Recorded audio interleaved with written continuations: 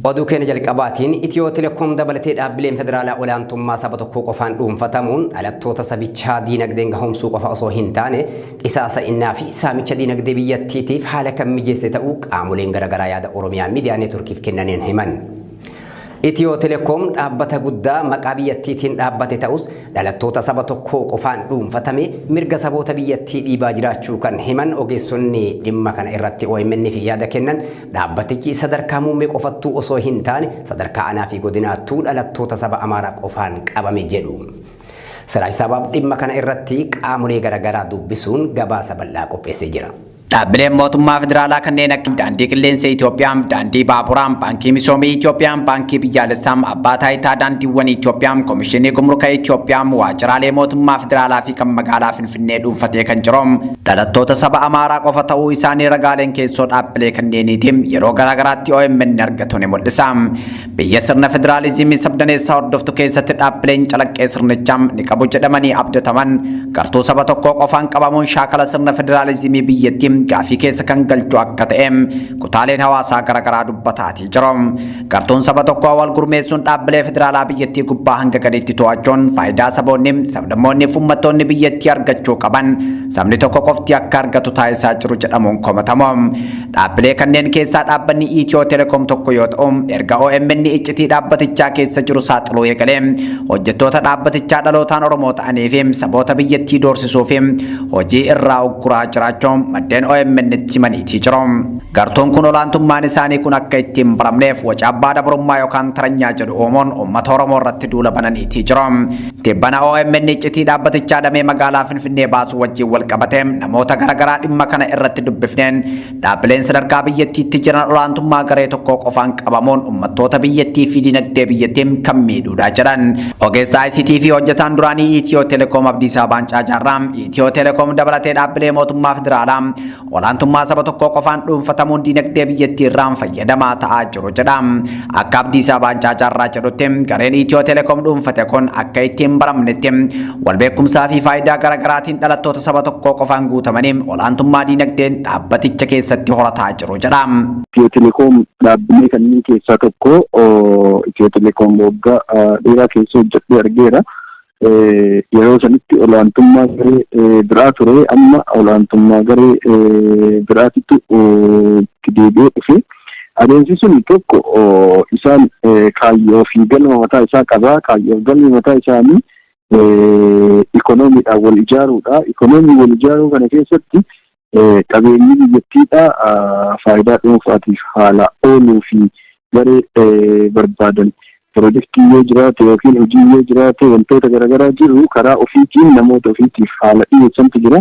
Ogeessa istaatistiksii fi digirii lammaffaa yuunivarsiitii Jimmaarraa tibbana kana eebbifame namni maqaan isaa sababa nageenyaatiif akka caqafamu hin barbaanne Itiyoo Telekoom dhaabbata guddaa maqaa biyyattiitiin dhaabbatee saba tokko qofaan qabamee jirudha jedha. Ogeessi kun yaada barreeffamaan OMN'if kenneen dhaabbatichi erga hundaa'ee bakkoota tajaajila kennu hundatti Itoophiyaa federaalizimii sabdaneessaa hordoftuu osoo hin taane Itoophiyaa eenyummaa qentee qabdu fakkaata jedha. Rakkoon gurguddaan dhaabbata kana keessa jiru lama kan jedhu ogeessi istaatistiksii kun kan jalqabaa dhimma hojjettoota dhalootaan Oromoo fi saboota birootaan irratti raawwatamu yoo ta'u, kan lammataa immoo dhiibbaa uummata Oromoo irratti gama tajaajila babal'isuu dhabuutiin dhaqqabaa jirudha jedha. Dhaabbatichi erga hundeeffamee kaasee dhalattoota Oromoo fi saboota biyyattii cinatti dhiibbaa as gahee maqaa fi loogoon dhaabbatichaa guddaa ta'us garuu dhugaan lafa irratti mul'atu dhaabbatichi bakka loogummaa fi dhiibbaan sabummaa itti dagaageedha jechuun yaada isaa OMN niif kenne. Hooggansi dhaabbatichaa gubbaa hanga sadarkaa aanaatti dhalattoota Amaaraa qofaan qabame kun ammoo faayidaa dhuunfaa isaan irratti hundaa'uun kan raawwatamu ta'uuf dhaabbatichaan dhuura Oromiyaa Finfinnee keessa taa'ee dhaabbata naannoo Amaaraa fakkaata jedha. Gama biraan ammoo dhaabbatichi tajaajila wal fakkaatu diriirsuu dhabuu isaatiin kutaalee Oromiyaa garaagaraa kanneen akka Baalee Roobee, Gindeer, Dalloomannaa fi Gammoojjii Baalee, Lixaa fi Baha Oromiyaa keessatti tajaajilli intarneetaa haa fuutee neetworkiin bilbilaa sirnaan diriiree hin jiru jechuun dubbata. Faallaa kanaatiin naannoo Amaaraa keessatti tajaajilli bilbilaa fi intarneetii gahaan diriirfamee jira jechuun dhaabbatichi maqaa Itoophiyaa qabatee taa'uu irraa osoo maqaa isaa geeddarate jechuun yaada isaa goolabe. Gama biraan ammoo dhaabbatichi gartuu finxaalessa faannoo gaba odeeffannootiin gargaaraa jiraachuun odeeffannoon maddeen keessoo dhaabbatichaatiin OMN argate ni mul'isa. Walumaa galatti dhaabbanni Itiyoo Telekoom gartuu saba tokkootiin qabamuun sabaa fi sablammoota biyyattii cinatti dhiibaa jira waan ta'eef mootummaan caaseffama haaraa kan sabaaf sablammoota biyyattii fayyadamu diriirsuu qaba jechuun gaafatamaatii jira. Oduu keenyatti aanuun maatiin hidhamtoota siyaasaa Oromoo rakkoolee garaagaraaf saaxilamaa jiraachuu dubbatu. Ajjeefamuu artisti Haacaaluu Hundeessaa hordofee kutaalee Oromiyaa garaagaraa keessatti namoonni kuma kurnootaan lakkaa'aman kan hidhaman yoo ta'u, maatiin hidhamtoota kanaa rakkoo jireenyaa hamaaf saaxilamaa jiraachuu maddeen OMN'tti himan. Ashaa Kadir godina Arsii aanaa Leemmuu fi Bilbiloo magaalaa Roobee Garjeedaa kan jiraattu yoo ta'u, ajjeefamuu artisti Haacaaluu Hundeessaa hordofuun abbaan manaa ishee Amaanaa Goobanaa hidhamuu dubbatti. Obbo Amaanaa Goobanaa mana murtiitiin waggaa 8 fi ji'a 3tti murtaa'ee mana hidhaa godina Arsii Asallaatti hidhamee kan jiru yoo ta'u, haati manaa isaa ijoollee 4 wajjin rakkoo jireenyaa hamaaf saaxilamee jira. Sabni Oromoo na cinaa dhaabbadhaa jedhe. Aanaalee godina Shawaa Lixaa hedduu keessatti yakka waraanaa qaamolee mootummaatiin hawaasa nagaa irratti raawwatamaa jiru akkaan hammaachuu jiraattonni himan.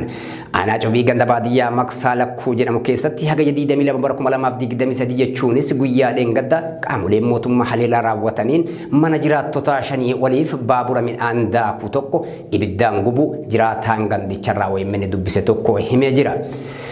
Godinuma Shawaa Lixaa aanaa Jalduu keessattis yakki wal fakkaataan hawaasa nagaa irratti raawwatamaa jiraachuu OMN odeeffateera. Gabaasa qophaa'ee akka itti aanutti dhiyaata. Ji'a kana keessa aanaalee godina Shawaa Lixaa fi Shawaa Kibba Lixaa keessatti argaman hedduu keessatti mootummaan qabata sakatta'iinsa waraana bilisummaa Oromoo jedhuun bobbii waraanaa guddaa adeemsisaa jira. Hawaasni Oromoo aanaalee akka Amboo, Jalduu, Cobii, Gandabarat, Meettaa, Walqixxee fi Walisoo keessa jiraatan tibbana rakkoo ulfaataa keessummeessaa jirra jedhu. Addattuu torbaanota lamaan darban qaamoleen nageenya mootummaa miseensota poolisii federaalaa fi raayyaa ittisa biyyaa ta'anii qabata sakatta'iinsa waraana bilisummaa Oromoo jedhuun bobbaa lolaa isaan adeemsisaa jiran hawaasa nagaa miidhaa jiraachuutu himama. Jiraataan aanaa Jalduu OMN fi yaada kenne tokko akka jedhutti gandoota baadiyyaa aanichaa keessatti argaman keessa guyyaa dhukaasni hin dhaga'amin oolu hin jiru jedhe. Qaamoleen mootummaa maqaa nagaa buusuu jedhuun bobbaafaman qabata akka waraana bilisummaa Oromoo jiru nutti himuu diddan jedhuun namoota nagaa ajjeesuu fi miidhaa adda addaa irraan gahaa jiru jedha. Hawaasni hedduun sababa kanaaf qe'ee fi qabeenya isaa dhiisee baqachuuf dirqame jedha maddi keenya kun. Hagayya 22/2023 jechuunis guyyaa dheengaddaa aanaa Cobii ganda baadiyyaa Maqsaa Lakkuu jedhamu keessatti gochisuu kanneessaan qonnaan bulaa jabaa gandichaa fi hawaasa naannoo isaa jiraatan irratti raawwachuutu himama. Ganda dheengadda durii kisaa kaleessa malee dheengadda qabeenyi lakkoofsaan hin beekamne qabeenya guddoo jechaadha. Midhaan illee manneen ani dhuunfaa darajjee dabalaa manoota lakkoofsa luukidhaan manneen tokko luukii 51. Obbo Darajjee Dabalaa jiraataa ganda Maqsaa Lakkuu yoo ta'an qonnaan bulaa jabaa naannichaa ta'uutu himama. Manni Obbo Darajjee qe'een guutuun boombii qaamolee mootummaan irraa buusaniin barbadeeffamuu kan himan maddeen manneen ollaa mana isaanii jiran dabalatee qe'een 5 ol abiddaan barbadeeffamuutu himame. Kana malees manni baaburaa guddaan qabeenya dhuunfaa ta'e tokko fanjii qaamoleen mootummaa keessa kaa'aniin tuulaa midhaan nyaataa hedduu waliin barbadeeffamuu maddi keenya kun himee jira. Yeroo ammaa kana namoonni manni isaanii jalaa gubate lakkoofsaan 28 ol kan ta'an dirree irratti kufanii jiraachuu jiraataan gandichaa OMN fi yaada kenne ibsee jira. Kanaaf lakkoofsa lammataa immoo mana ofcoo keessa fanjii jedhanii ofcoo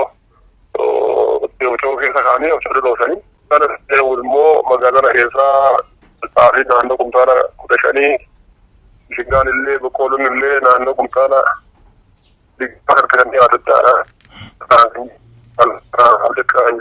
Guyyaadhuma sana gandicha keessatti qaamoleen mootummaa barataa yuunivarsiitii irraa galee maatii isaa bira jiru ajjeesuullee maddi keenya garasii dubbisne kun himeera.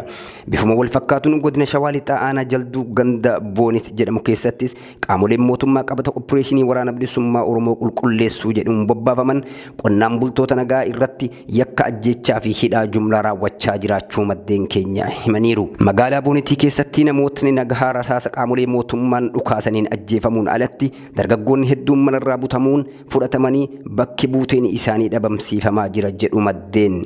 Guyyaa dheengaddaa dargaggoota Shoomaa Katamaa Tulluu fi Alamuu Bojaa Girmaa jedhaman bakka hojii isaaniitii humnoota mootummaatiin kan fudhataman yoo ta'an hanga yoonaatti bakki buuteen isaanii hin argamin jiraachuu miseensota maatii irraa odeeffanne. Yakki waraanaa bakka buuteen dhabamsiifamuu fi ajjechaan akkasumas hidhaan jumlaa aanaalee godina Shawaa Lixaa fi Shawaa Kibba Lixaa hedduu keessatti adeemsifamaa jiru kun maatii hedduu faffacaasaa jiraachuu himaniiru. Hojjettoonni warshaa sukkaaraa Mataharaa ajjechaan qaama hin beekamne yeroodhaa yerootti irratti raawwatu yaaddoo nageenya isaaniitti ta'uu himan. Ilmaan Oromoo hojjettoota warshichaa ta'an irra dhiibbaan garaagaraa akka jiru maddeen himu. Wabii Xilahuun dabalata qaba. Kutaalee Oromiyaa adda addaa irraa walitti dhufuun ogummaa qabanii fi humnaan warshicha keessa hojjetanii kan of jiraachisan ajjechaan bifa adda addaan irratti akka raawwataa jiru maddeen garasii OMN itti himan. Warshicha keessatti dhaabbii fi yeroo gabaabaaf qacaramanii hojjettoonni hojjetan hedduudha. Akkuma dhaabbileen federaalaa biroo ilmaan Oromoo dhiiban warshaan sukkaaraa kunis hojjettoota dhalootaan Oromoo ta'an ni dhiibaa jedhan. Sababa dhiibbaa kanaan hojjettoonni hojii gadi lakkisan jiraachuu fi kaan immoo obsanii hojjechaa jiraachuutu himama. Gaaffilee Oromoonni naannichaa warshaa kanarraa qaban hojjettoonni warshichaa dhalootaan Oromoo ta'anis kan deeggaran ta'uu fi miidhama uummatichaa hin deeggarru uummata naannichaas karaa dandeenyuun ni deeggarraa jedhu. Dhaabbatichis hooggansa cimaa bulchiinsa qabeessaa fi caasaa iftoomina qabuun hoogganamuun bu'a qabeessa ta'uu akka qabu jabeessanii kan amanan ta'uu himu. Erga dhiyeenya kanaati immoo dhiibbaa keessoo dhaabbatichaa jiru irratti dabaluun ajjechaan ilmaan Oromoo irratti taasifamu hojjettoota kanatti yaaddoo guddaa uumeera. Baruma kana keessa namoonni 9 ol haala hin beekamneen ajjeefamuu kan himan maddeen abbaa filmi warshicha keessa hojjechuun of jiraachisaa turanis ajjeefamaniiru jedhan. Yeroo darbee mooraa kaaba warshichaatti argamu North Camp jedhamuun beekamu keessatti namoota 4 ajjeefaman keessaa 2 Oromoo yoo ta'an abbaa fi ilma warshicha irratti hirkachuun warra jireenya idilee isaanii gaggeeffatanidha. Itti dabaluun achuma naannoo Abadir jedhamutti namoonni 3 ajjeefamanii turuu maddeen garasii OMN itti himaniiru. Namoota 3 keessaa tokko nama Wadaay Jaarraa jedhamu kan reefu bultii ijaarratee daa'ima tokko godhatee turedha jedhan. Ammas torbanoota dura namni Muhammed jedhamu hojiif ba'ee konkolaataa keessatti riyyaasaa tokko waliin ajjeefamuu maddeen himu. Haati warraa isaa fi ijoolleen isaa 3 amma haala rakkisaa keessa jiru jechuun maatiin isaa rakkoof saaxilamuu himaniiru. Gochoonni kun warshaalee sukkaaraa Oromiyaa keessa jiran irraas adda jedhaniiru maddeen. Haala kanaan kan yaaddaan hojjettoonni warshichaa qaamni dhimmi ilaaluu fi uummanni Oromoo illee rakkoo keenya nuufaa beekuu jedhu. Dhimma kana ilaalchisuun itti aanaa itti gaafatamaa qonnaa warshichaa kan ta'an obbo Warqinaa Asaffaa dubbisuuf irra deddeebiin bilbillus bilbila nurraan kaafne. Itoophiyaan biyyoota garee BRICSitti dabalamuuf gaaffiin gaafattee fudhatama argate. Yaa'ii 15ffaa BRICS aananaa irratti Itoophiyaa dabalatee gaaffiin biyyoota 6 fudhatameera. Biyyoonni kunis Itoophiyaa, Gamtaa Imireetota Arabaa, Saawud Arabiyaa, Ijiptii fi Arjentiinaadha. Hooggantoonni BRICS gamticha hundeessan Biraaziil, Raashiyaa, Hindii, Chaayinaa fi Afrikaa kibbaa turan. Oduu kenna biyya alaatiin hoogganaan garee hidhattoota kaffaltiif lolanii Wagner Yevgeny Prigozhin jeettii dhuunfaa kaaba magaalaa Mooskootti kufteen du'uu aangawoonni Raashiyaa himan. Xayyaarri ajajaan waraanaa Wagner keessa turan jedhamu kun Embraer Legacy kan jedhamu yoo ta'u Mooskoo fi Seent Piirsberg gidduu osoo balali'aa jirtu naannoo Tiver jedhamu kan kaaba magaalaa Mooskootti argamtutti kufee jedhu gabaasaaleen dhimma kanaan wal qabatanii bahan. Du'a hoogganaa Wagner kanaan wal qabatee Siraaj Sabaaf gabaasa qopheesse qaba. Hoogganaa garee loltoota kaffaltiin lolanii Wagner kun humna waraanaa Raashiyaa qeeqaa kan ture yoo ta'u baatii waxabajjii darbe keessa mootummaa Raashiyaa irratti akka fincalaniif loltooti isaa ajajee kan ture yoo ta'u pirezidaantiin Raashiyaa Vladimir Putin kun gantummaadha jechuun adabbiin hamaan akka eeggatum himeetii ture. Hoogganaan humna waraanaa kun roobii kaleessaa jeettii waraanaatiin Moskoo irraa gara Seent Piirsbergitti osoo imalaa jiranii xayyaarichi kufuun du'uun isaanii himame. Xayyaara kana keessa namoonni 10 kan turan yoo ta'u hundinuu du'uu isaaniitu himame. Xayyaarri ajajaa waraanaa Wagner keessa turan jedhamu kun Embraer Legacy kan jedhamtu yoo taatu Moskoo fi Seent Piirsberg jidduu osoo balali'aa jirtu naannoo Tiver jedhamu kan kaaba magaalaa Moskootti argamutti kufte jedhu gabaasaaleen dhimma kanaan wal qabatanii bahani. Chaanaaliin Telegiraamii Wagner waliin hidhata qabu Grayzon jedhamu xayyaarri kun humna waraanaa Raashiyaa rukutamtee kufte jedhus dhimma kana irratti hangammaatee ragaa qabatamaa hin dhiyeessine. Ta'us du'uu Yevgeny Prigozhin wajjin wal qabatee hanga oduun kun gandaa'etti pirezidaantiin Raashiyaa Vladimir Putin waan jedhe hin qabu. Hoogganaan duraanii dhaabbata basaasaa UKM MI6 kan ta'e Joon Saawers du'a Yevgeenii Prigozhin duuba harki pirezidaantii Raashiyaa Vladimir Putin jiraachuu mala jedhe. Meeshaan xayyaaricha kuffisa xayyaaricha irratti hidhamee jiraachuu shakka kan jedhe qondaalli duraanii basaasaa UK kun Raashiyaa keessatti dhugaa jiru baruun ulfaataa ta'us harki Putin duuba jiraachuu isaa ragaalee mul'isaa jiru jedhe. Qondaalli Raashiyaa Sergey Markov ammoo Prigozhin goota jechuun guyyaa walabummaa Ukraine irratti Volodymyr Zelenskyif kennaa akka ta'uuf humna basaasaa Ukrainiin ajjeefame jechuun Ukrainiin yakke. Gama mootummaa Ukrainiin gorsaan ministeera ittisaa Ukraine Yuri Isaak shororkeessaan tokko hir'atee jira jechuun wanti Raashiyaa dadhabsiisu kamoo Ukrainiin ni cimsa jedhe.